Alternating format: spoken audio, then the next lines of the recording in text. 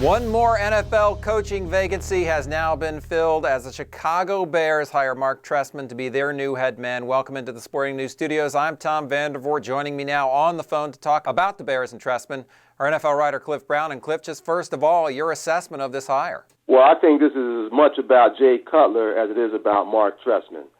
Trestman has a reputation of being a quarterback guru, so he's being brought in to get the most out of Jay Cutler, which no one's been able to do over his 7-year career. I mean, Cutler's a guy with all the physical tools, but, it hasn't clicked for him as being a consistent quarterback in the NFL.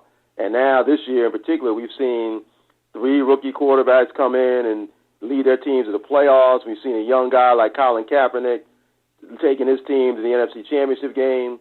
And Cutler's in the same division as Aaron Rodgers and Matthew Stafford, 2 guys who he's going to have to contend with year after year. So this is about Trestman being able to turn Cutler into a true franchise quarterback. It's a huge gamble for the Bears, a guy who hasn't coached in the NFL for 8 years, but one that Trestman has convinced them they should make. It's interesting that he hasn't coached in the NFL for a while, but he has been a head coach up in the Canadian Football League. So how does that factor into this, do you think? Because we've seen offensive coordinators kind of make that move to head coach. Some succeed, some don't. So what does that head coaching experience mean for a Marc Trestman? I don't think there's any sure way to tell. People are going to say whatever they believe at this point about Trestman. It's a terrible hire. The guy's too out of touch with the NFL.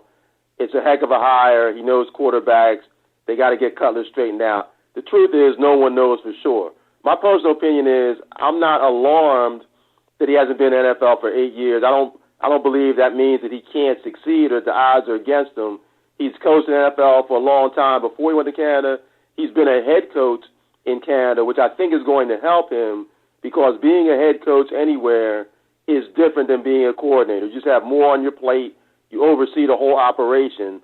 So I think he can take some of that experience from Canada with him to the Bears. But that still doesn't erase the fact that the Bears are taking a gamble in that Lovie Smith was coming off a 10-6 season. I know they didn't make the playoffs 5 of the last 6 years, but he's one of the best defensive coaches in the NFL.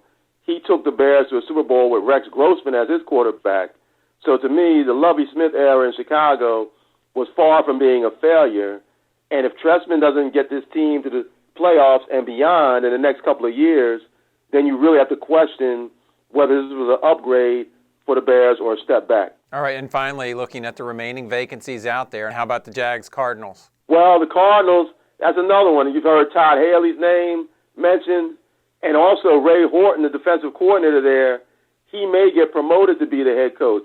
They were definitely looking strongly at Mike McCoy, but now with McCoy in San Diego, you may see Horton get elevated to being the head coach there. All right, very good, Cliff. Thanks so much for your time today, and when the next one gets hired, we'll get you back on the phone. All right, Tom, I'll be here.